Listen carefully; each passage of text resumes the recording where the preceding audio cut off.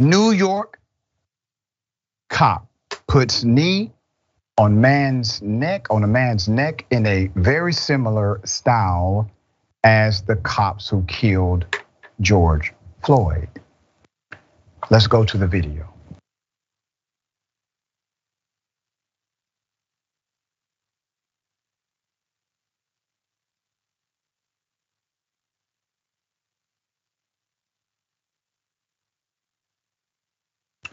Okay, this is a horrific situation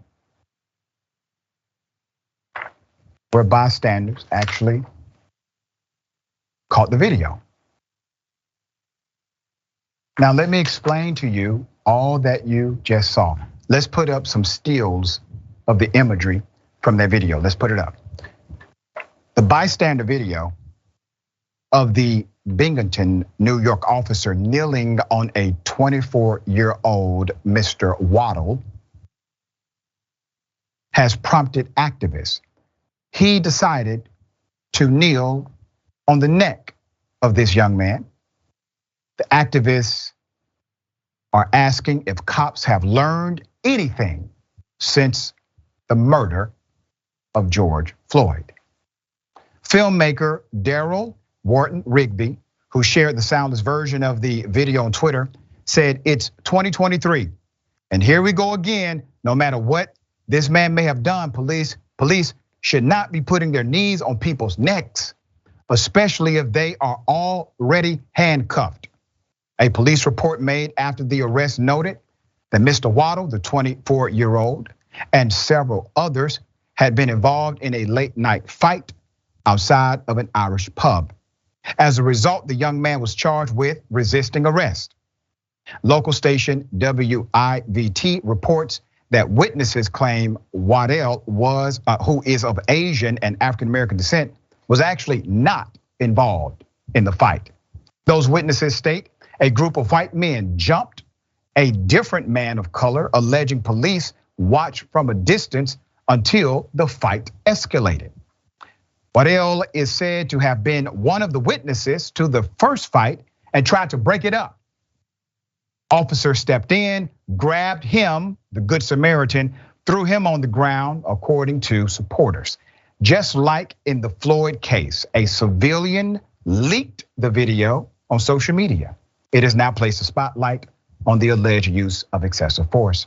In this case, there are multiple videos with someone on a second video calling for others to pull their phones out and document the incident. One of the videos is only 11 seconds, but clearly shows the arrest, capturing the man screaming for others to record, and before it ends, uttering, "I can't breathe." Let's put up the leadership. Binghamton Police Chief Joseph Zakuski, that's on the left.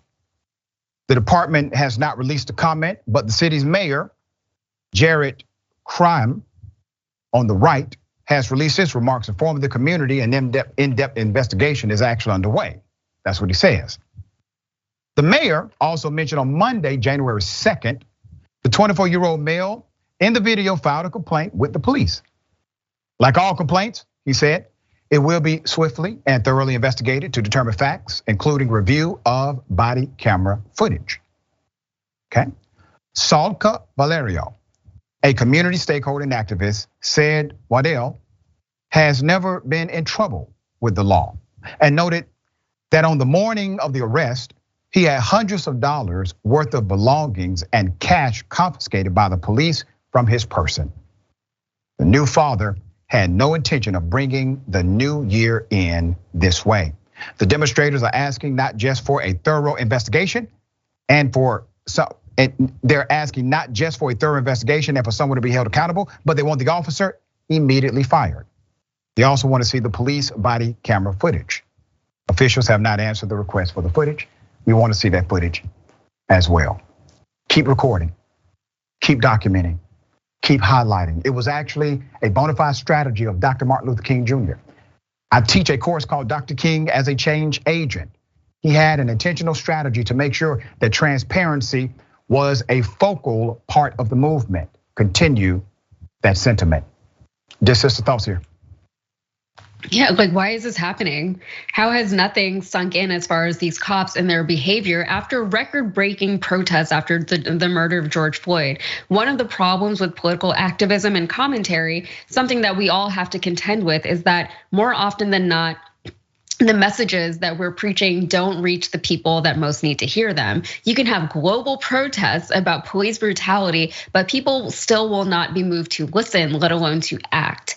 And even if these messages do reach the people they're intended to, people don't always recognize themselves in the stories. They don't assume that they're the ones being spoken to. There's no introspection, or if there is, it's easier for them to just ignore the comments, ignore the outrage, and ignore the lessons, because ignorance is simply easier than personal betterment. They make excuses for themselves, for their colleagues and their behavior. They choose to instead feel attacked and make themselves the victims, which is kind of impressive. And then they choose to continue on as they always have. And then unfortunately, we get repeat stories like this one. This should not have happened. You know, I posed this question to all cops. What do you want to be? Do you want to be human? You want to be a human being, or do you want to be a monster? You get to make that decision. Nobody makes that decision for you.